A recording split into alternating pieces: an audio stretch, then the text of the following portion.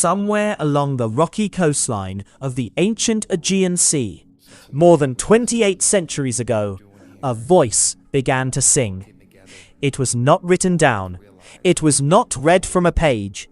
It was performed, night after night, in the flickering light of oil lamps and open fires, to audiences who had no books, no printing presses, no way to preserve a story except by holding it in memory and passing it, breath by breath, from one generation to the next. That voice belonged, or so tradition tells us, to a blind poet named Homer, and the story he sang would go on to shape the entire course of Western literature, philosophy, art, and imagination for the next 3,000 years. Today, we are going to explore the mystery of who Homer really was, the world that produced him, and the towering achievement of his most beloved work, The Odyssey, a poem about a man trying to find his way home that somehow became a mirror for the entire human condition. Let's start with the strangest part of this story, which is that we don't actually know if Homer existed at all. Not in the way we imagine a single author sitting down to write a book. The ancient Greeks themselves argued about this constantly. 7 different cities claimed to be his birthplace, including Smyrna, Chios, Colophon, Salamis, Rhodes, Argos, and Athens, and none of them could prove it. There are no contemporary records of his life, no birth certificate, no letters, no portraits made during his lifetime. Everything we think we know about Homer comes from legend, from later biographies written centuries after he supposedly lived, and from the internal evidence of the poems themselves. Ancient tradition describes him as blind, wandering from town to town as an itinerant singer, reciting his verses for food and shelter, a figure not unlike the blind seer characters who appear within his own poems. Whether this detail is biographical fact or simply a poetic archetype, the wise blind man who sees more truth than those with working eyes, we cannot say for certain. What we can say is that by the time of classical Greece, around the 5th century BCE, Homer was already considered ancient history, a figure shrouded in the same kind of mythic haze that surrounds Moses or the earliest Chinese sage kings. The philosopher Herodotus guessed that Homer lived around 400 years before his own time, which would place him somewhere in the 9th century BCE. Modern scholars, using linguistic analysis, archaeological evidence, and comparisons with other oral traditions, generally estimate that the poems attributed to Homer took something close to their final form between 750 and 650 BCE, in the region of Ionia, on the western coast of what is now Turkey, a place where Greek culture flourished alongside older Near Eastern civilizations. This uncertainty has produced one of the longest-running debates in the history of literary scholarship, something classicists call the Homeric question. Did a single genius named Homer compose both the Iliad and the Odyssey? Were they composed by 2 different poets? Or, as many modern scholars now believe, are these poems actually the crystallized endpoint of centuries of collective oral tradition, shaped and reshaped by countless singers, until eventually being written down and credited to one legendary name? This last idea gained enormous support in the 20th century, thanks to the work of 2 American scholars, Milman Parry and Albert Lord. In the 1930s, Parry traveled to what was then Yugoslavia to study living oral poets, illiterate singers of epic tales who could perform for hours without ever having memorized a fixed text word for word. What Parry and Lord discovered changed everything we understand about how Homer's poems were made. These oral poets did not memorize their epics like an actor memorizes a script. Instead, they used a vast toolkit of memorized formulas, repeated phrases, stock descriptions, and rhythmic building blocks, which they could recombine on the spot to fit the meter of the verse while telling the story fresh each time. This is why in Homer's poems you constantly hear the same phrases repeated. The sea is always wine dark. Dawn always has rosy fingers. Odysseus is always resourceful, always much enduring. Athena always has grey eyes. These are not signs of a lazy or repetitive writer. They are the fingerprints of oral composition, phrases crafted over generations to fit perfectly into the dactylic hexameter rhythm of the verse, ready to be slotted in whenever the singer needed a beat of breathing room to think of what came next. In other words, Homer, whoever he was, may not have been a solitary author in the way we think of Shakespeare or Tolstoy. He may have been the final, most brilliant link in an unbroken chain of performers stretching back for centuries. Someone who took the raw material of traditional song, sharpened it, unified it, and gave it the structure and emotional depth that allowed it to be written down and preserved forever. Right around the time the Greek alphabet itself was being developed from Phoenician script, making written transmission possible for the very first time. To understand why these poems mattered so much, we need to step back into the world they describe, and the very different world in which they were composed. The events of the Iliad and the Odyssey are set during and after the Trojan War, a conflict the Greeks believe took place around 1200 BCE, during what we now call the Late Bronze Age, an era of grand palaces, powerful kings, and a network of trade connecting Greece, Anatolia, Egypt, and the Near East. That world collapsed sometime around 1200 to 1150 BCE, in one of history's great unsolved mysteries. The palace civilizations of the Eastern Mediterranean, including the Mycenaean Greek kingdoms, fell into ruin, all at roughly the same time, for reasons still debated by historians and archaeologists today, whether invasion, internal collapse, climate change, earthquake, or some devastating combination of causes.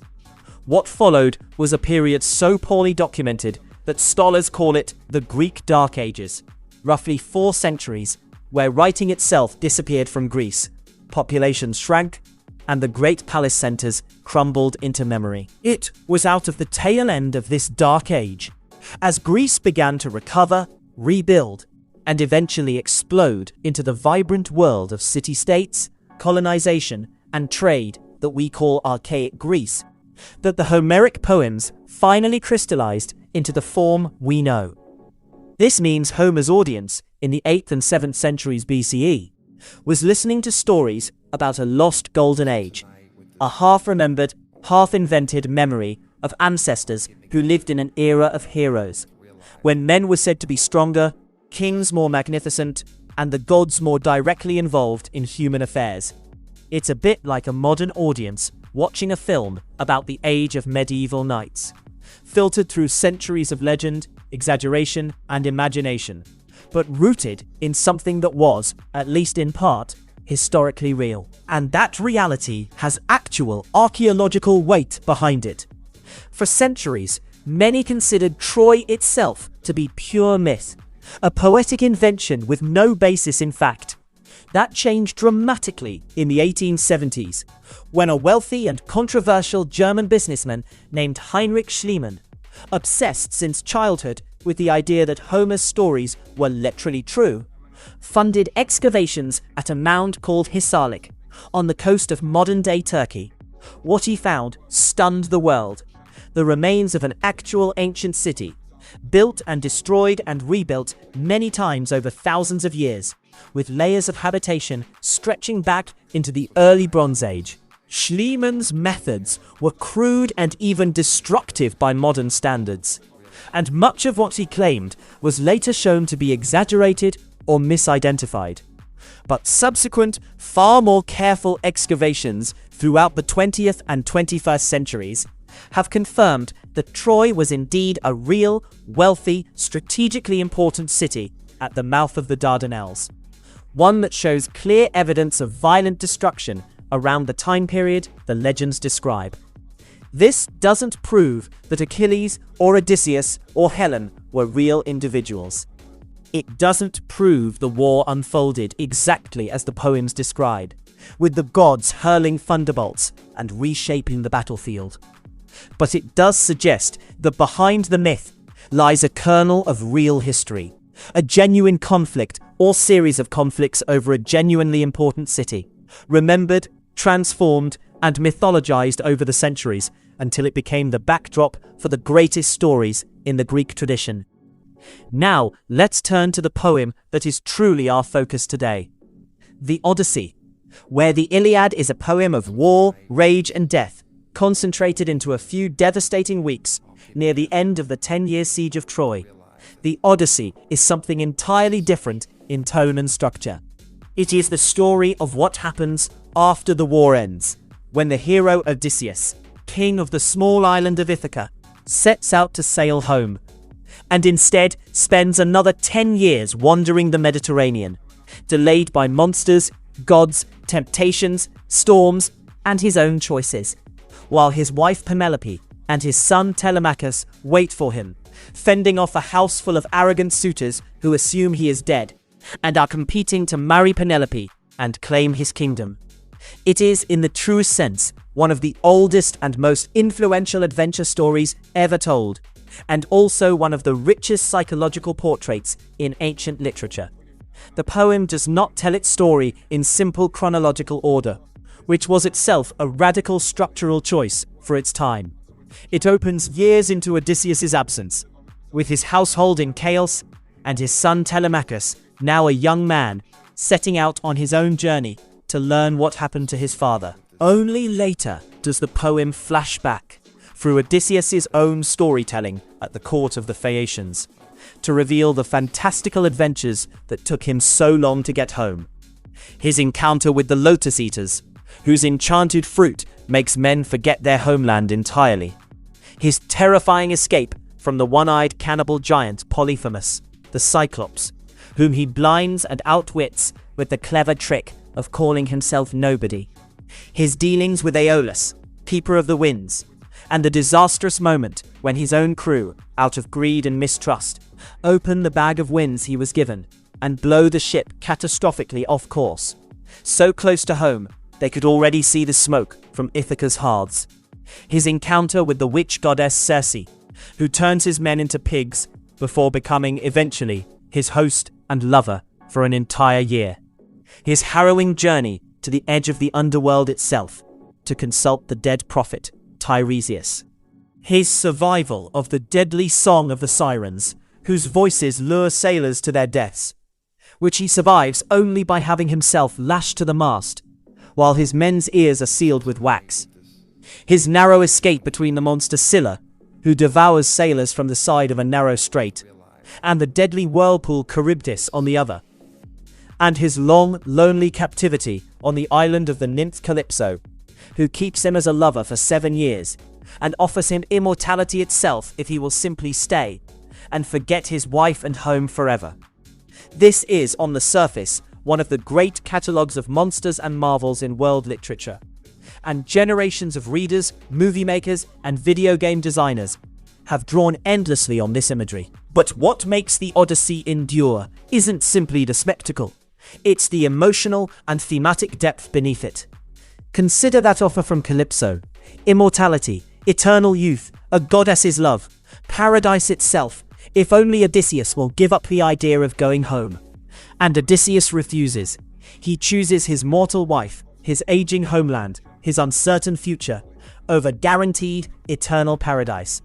That single choice tells you almost everything about what this poem is actually about. It's not really about monsters, it's about identity, about what it means to be a particular person, rooted in a particular place, with a particular family and a particular history, and about how desperately, stubbornly hard people will fight to hold on to that identity, even when the universe offers them an easier, grander alternative. The Greek word at the center of the poem is nostos, meaning homecoming, and it's the root of our modern word nostalgia, which literally means the pain of homecoming, or the ache for home. Nearly every character in the poem is measured by how they handle their own nostos, their own attempt, successful or failed, to return to where they belong. And Penelope, waiting back in Ithaca, is every bit as remarkable a figure as her husband, even though she never leaves the island.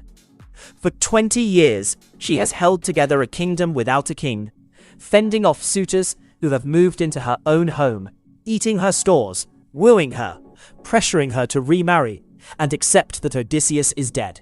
Her most famous trick, the weaving and unweaving of a burial shroud she claims she must finish before choosing a new husband, secretly undoing by night what she wove by day, is one of the great images of patient, intelligent resistance in all of literature. She is, in her own domestic sphere, every bit as cunning and resourceful as her famously clever husband. And the poem repeatedly draws this parallel, suggesting that Odysseus and Penelope are, in the deepest sense, perfectly matched. Two minds equally capable of strategy, patience, and disguise. Their son Telemachus, meanwhile, undergoes his own coming-of-age journey, a young man forced to grow into leadership and confidence in his father's absence.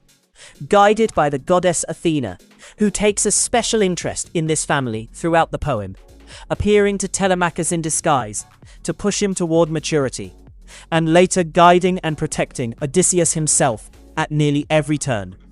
The gods, in fact, are essential to understanding this poem's worldview, and they're worth pausing on. The Greek gods of Homer are not distant, abstract deities. They are vivid, opinionated, quarrelsome personalities who intervene constantly and personally in human affairs, sometimes out of genuine care, often out of pride, jealousy, or amusement. Poseidon, god of the sea, hates Odysseus with a burning personal grudge because Odysseus blinded his son, the Cyclops Polyphemus, and spends much of the poem actively working to prolong his suffering and delay his voyage home.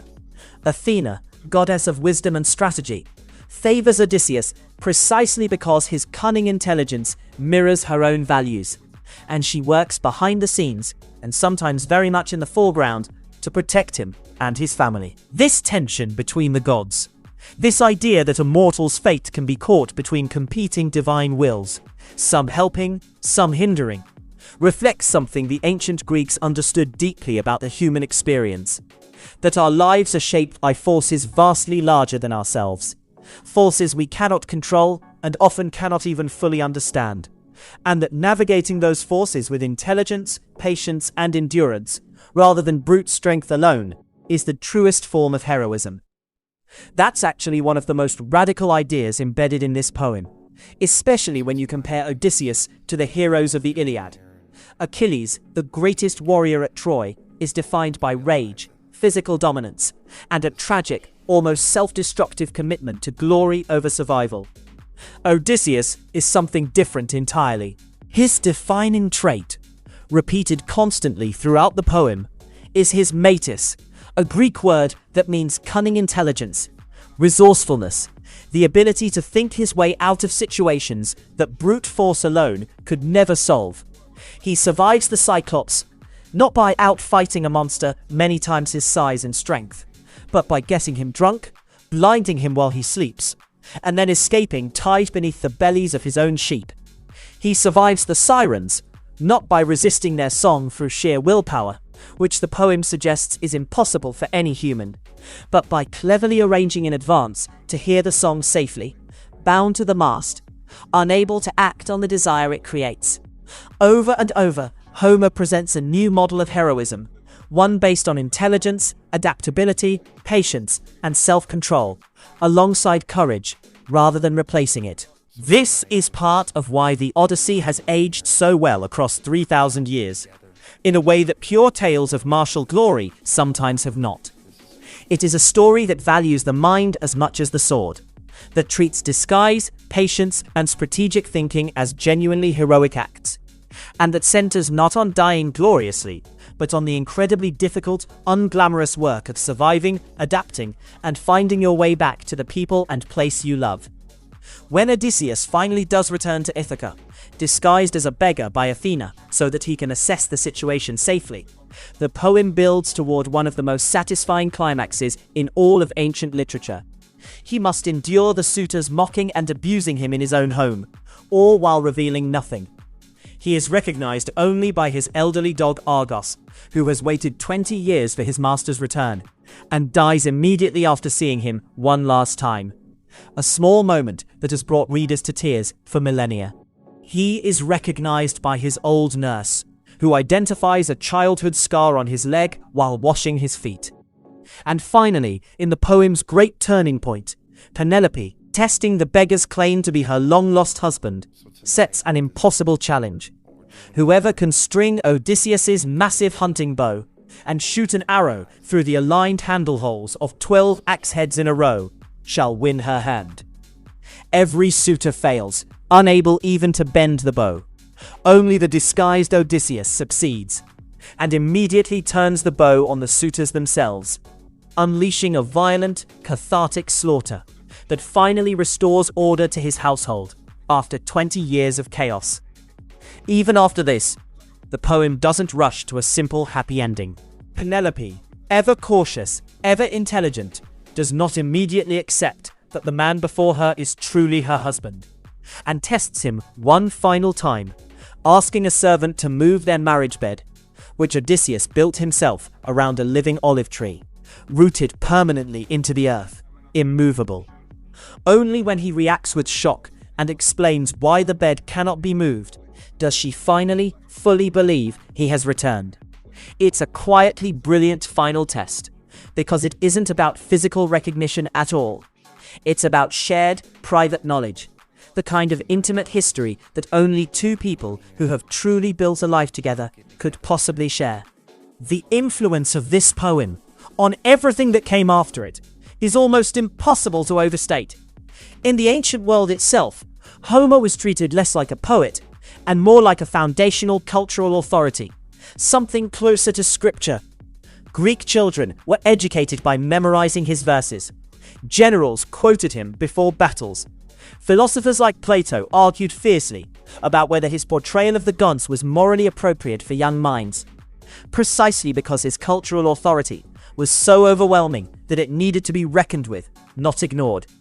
The Romans absorbed and transformed his influence directly, with the poet Virgil consciously modeling his own national epic, the Aeneid, on the structure of Homer's twin poems, sending his hero Aeneas on his own sea voyage of trials, clearly echoing the Odyssey, before plunging into his own war narrative, echoing the Iliad. Throughout the Middle Ages, Byzantine and Islamic scholars preserved and studied Greek texts, even when Western Europe had largely lost direct access to them, and when Homer's works flowed back into Western European culture during the Renaissance. They helped ignite a renewed fascination with classical antiquity that shaped art, literature, and education for centuries afterward.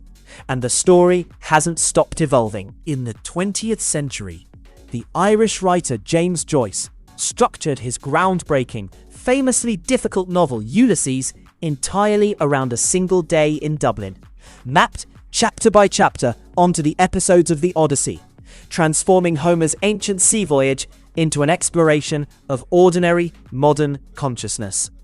The word Odyssey itself has entered everyday English as a general term for any long, eventful journey, a testament to just how deeply this 3,000-year-old poem has embedded itself into the basic vocabulary we use to describe our own lives. Filmmakers, novelists, and game designers continue returning to this material again and again, because the underlying story it tells is so fundamental. A person far from home, tested again and again by forces beyond their control, relying on intelligence, endurance, and love rather than raw power, trying desperately to get back to the people and place that make them who they are. So who was Homer, really? Perhaps the most honest answer is that Homer is both the real historical possibility and a kind of symbolic name for an entire tradition, a single label attached, centuries after the fact, to the greatest and most polished product of hundreds of years of anonymous oral storytelling, refined generation after generation by countless singers whose individual names have been lost entirely to history. Maybe there really was one final, extraordinarily gifted poet, traditionally imagined as blind, who took these inherited stories and shaped them into the two masterpieces we still read today, giving them their unified structure, their psychological depth, their unforgettable characters.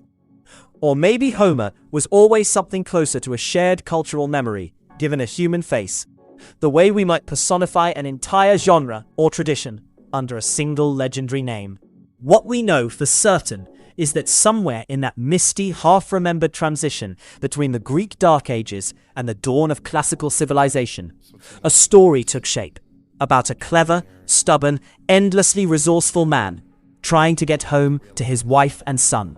A story so precisely tuned to something true about human experience. Our longing for home, our fear of losing ourselves, our admiration for intelligence over brute force, our belief that patience and love are ultimately stronger than any monster or god, that it has survived every war, every collapse, every century of human history since, and continues right now in your own listening to be told all over again.